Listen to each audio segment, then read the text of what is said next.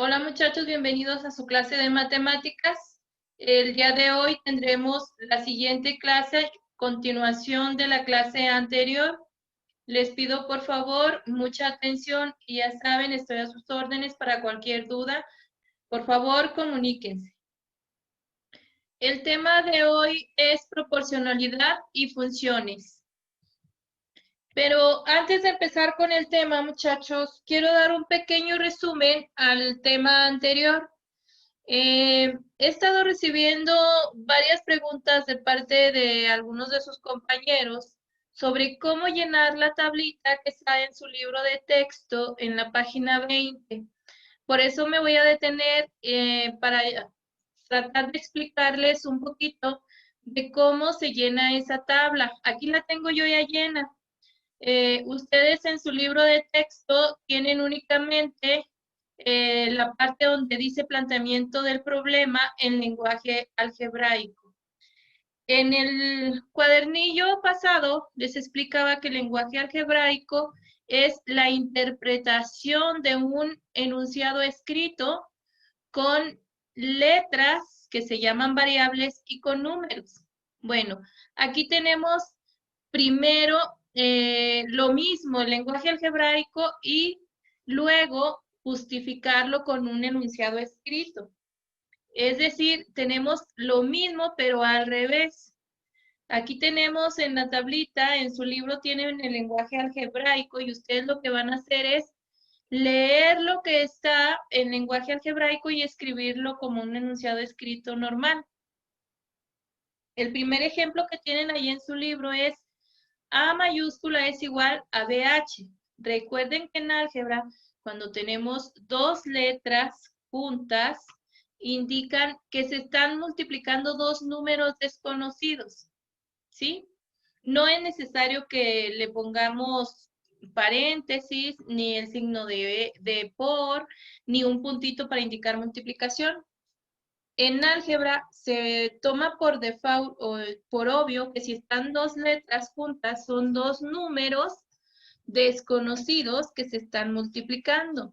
Entonces, en la justificación está el ejemplo donde dice, el área de un rectángulo es igual al producto de su base por su altura. Así es como se lee el lenguaje algebraico. En el siguiente renglón está A es igual a 3x por x. Eso, así como lo leímos, así lo vamos a escribir. Acuérdense que la A significa área, entonces área es igual a 3x por x, donde x es la altura del rectángulo y 3x es la base. Así de sencillo. Únicamente vamos a escribir lo que dice el lenguaje algebraico. En el siguiente renglón dice 12 es igual a 3x por x. Y así es lo que vamos a escribir. 12 es igual a 3x cuadrada. O a 3 por x cuadrada. ¿Sí? Ahora, este problema, muchachos, es una sola ecuación que en el libro se las van resolviendo paso a paso. Únicamente que aquí alargan un poquito más los pasos para llegar al valor de la X. Pero lo único que tienen que hacer es ir leyendo el lenguaje algebraico y justificarlo, es decir, escribir lo que dice el lenguaje algebraico. Aquí yo les puse el mismo ejercicio, pero ahora usando los inversos. Recuerdan que la clase pasada era el uso de la ley de los inversos. Bueno, pues aquí yo se las puse el mismo ejemplo, pero ahora tratando de resolverlo con la ley de los inversos. La ecuación es 12 igual a 3x por x. Si prefieren, pueden cambiar los términos, es decir, para que vean la ecuación de una manera más fácil, se las cambié a 3x por x igual a 12, que viene siendo exactamente lo mismo. Bueno, hay que multiplicar la x por 3x. Primero se multiplican los coeficientes. Recuerden que los coeficientes es el número que va adelante o al frente de la variable. Entonces, en el ciclo pasado, muchachos, vimos bastante de esto, de álgebra. Nos detuvimos a ver cuál era el coeficiente, cuál era la variable, ¿sí? Espero que lo recuerden y cuál era el exponente. Si no, pueden revisar sus cuadernos de apuntes y ahí van a darle una leidita y van a dar una recordadita de lo que es el álgebra, ¿sí? Muy bien. Ahora dice que el coeficiente de 3x es 3 y el coeficiente de la x, aunque no lo veamos, es el 1, ¿sí? Recuerden que el coeficiente cuando es 1 se puede poner o no se puede poner. De hecho, no es necesario que se ponga porque si estamos viendo una x, pues solamente es una. Cuando ponemos 3x, ponemos 3x porque son 3x. Y en lugar de poner x, x, x, pues ponemos el número 3 y ya sabemos que son 3x. ¿Sí? Muy bien. Ahora vamos a multiplicar primero los coeficientes. Es 1 por 3 igual a 3 y x por x nos da x cuadrado. Entonces el resultado es 3x cuadrada igual a 12. El 3 está multiplicando, ¿de acuerdo? Lo cambio dividiendo, es decir, con su inverso. Si a un lado de la igualdad el 3 está multiplicando, lo cambio al otro lado de la igualdad con su inverso, que es la división. Entonces me va a quedar x cuadrada igual a 12 sobre 3. Realizando la división me queda 12 entre 3 es igual a 4. Entonces, x cuadrada es igual a 4. Ahora, tengo x cuadrada. Yo quiero encontrar el valor de la x, no el de x cuadrada. Entonces, hay que quitar el cuadrado. Recuerden que si tengo un número elevado al cuadrado, el inverso es la raíz cuadrada. Entonces, para quitar el 2 de la x o el cuadrado de la x, paso al otro lado de la igualdad una raíz cuadrada. Y me queda x es igual a la raíz cuadrada de 4 y x es igual a 2. ¿Sí? Un último ejemplo, muchachos. Nada más para que recuerden cómo resolver una ecuación cuadrática. Aquí yo ya la hice, sin tanta explicación, así es como las deben de tener ustedes en su cuaderno, paso a paso. La ecuación es x cuadrada menos 2 igual a 34. ¿Qué hago primero? La intención de las ecuaciones es encontrar el valor de la incógnita o de la variable, el número que desconozco y que está representado con una letra. Entonces, para poder realizar eso, necesito dejar a la variable o a la incógnita sola a un lado de la igualdad. Hay que ir quitándole todos los números a su alrededor, todo lo que pueda. Y tengo pues que el primer término que está cerca de la x cuadrada es el menos 2, entonces lo voy a pasar al otro lado con su inverso. Y me queda x cuadrada igual a 34 más 2. Si a un lado de la igualdad el 2 está restando, lo paso al otro lado de la igualdad, pero sumando.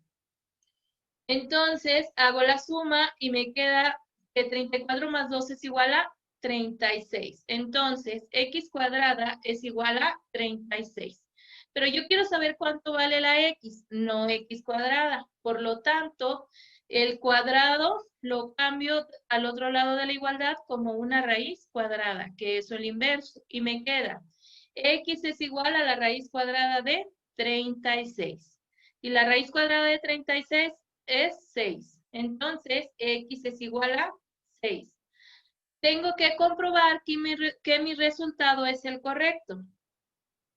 Lo único que tengo que hacer es que en lugar de poner la x, pongo su valor. Entonces, si en la ecuación original tengo x cuadrada, el valor de la x es 6. Entonces, para comprobar que mi resultado es correcto, pongo 6 al cuadrado. 6 al cuadrado menos 2 es igual a 34. 6 al cuadrado es 36. 36 menos 2 es igual a 34.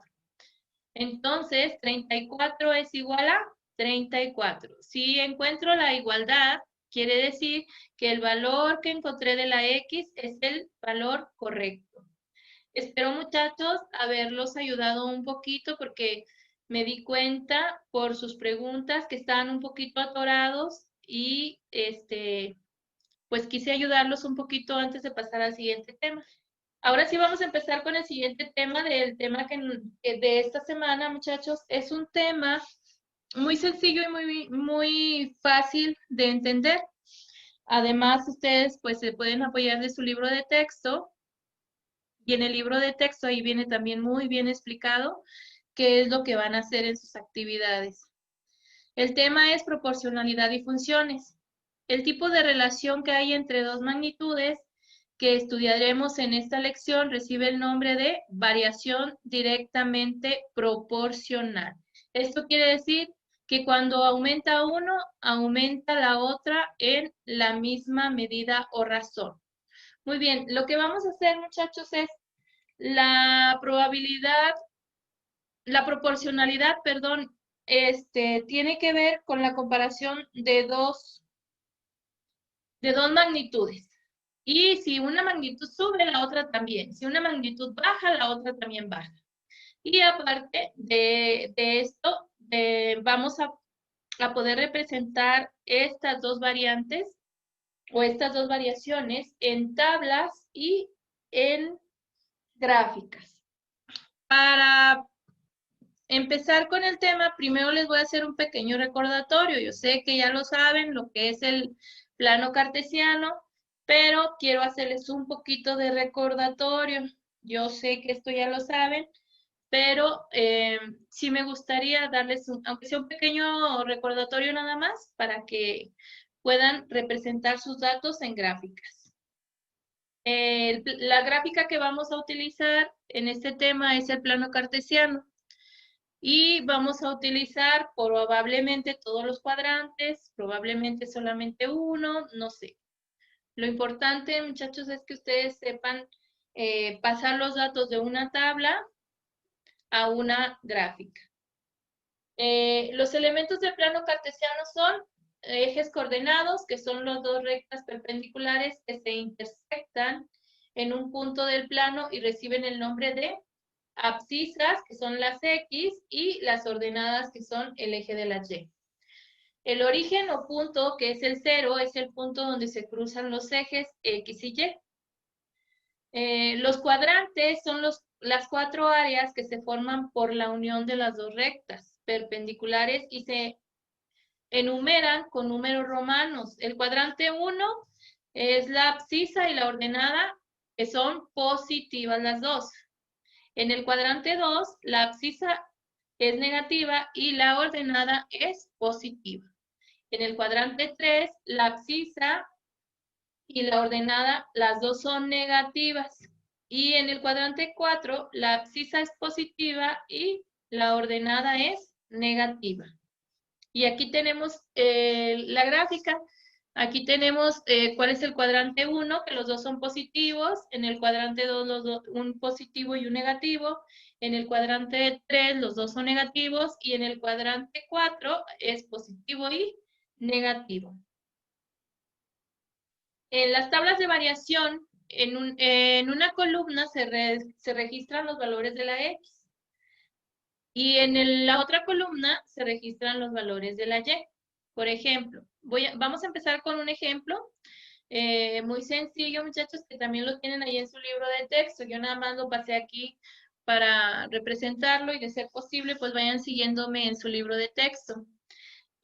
Un ciclista se desplaza a una velocidad constante, donde las abscisas son las X y estas representan la velocidad en minutos, y las ordenadas, que son las Y, representan la distancia recorrida en kilómetros. Aquí tenemos dos magnitudes, muchachos. La magnitud del tiempo y la magnitud de la velocidad. ¿Sí? Vamos a hacer una comparación entre estas dos magnitudes, la magnitud del tiempo y la magnitud de la distancia. Ahora, vamos a ir representando esas magnitudes y las vamos a ver en la primera tabla. Muy bien, aquí en la tabla que tiene su libro de texto, tiene que en 10 minutos el ciclista recorre 5 kilómetros.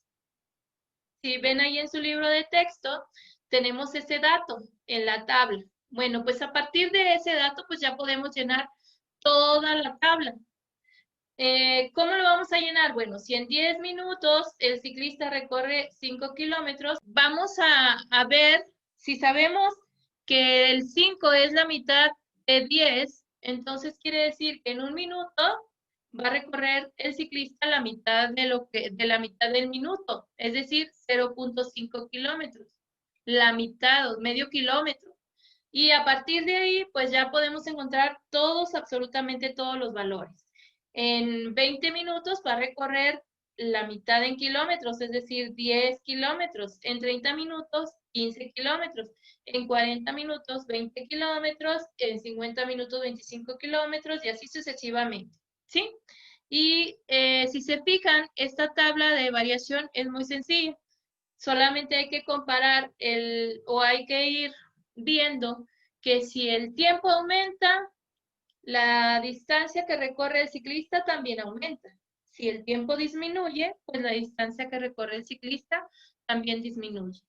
Y aquí tenemos ya representados los datos de la tabla, los tenemos representados en su plano cartesiano y únicamente en el cuadrante 1 porque estamos hablando con puras cantidades positivas. Es decir, las cantidades del tiempo son positivas, las cantidades de la distancia también son positivas. Entonces, si se fijan, el valor de la X es 1 y localizamos medio kilómetro. Ahí se ve muy bien el puntito. Los puntitos están marcados donde coinciden el tiempo y la distancia. ¿Sí? Y esto es todo lo que vamos a hacer, muchachos. Todos sus temas, todos los ejercicios están basados en esta forma de resolverlos. Vamos a estar trabajando con tablas y vamos a estar trabajando con gráficas. Así de sencillo, muchachos. Espero que lo que estamos viendo, bueno, pues les sea de mucho interés. Me despido de ustedes y nos vemos en la próxima clase.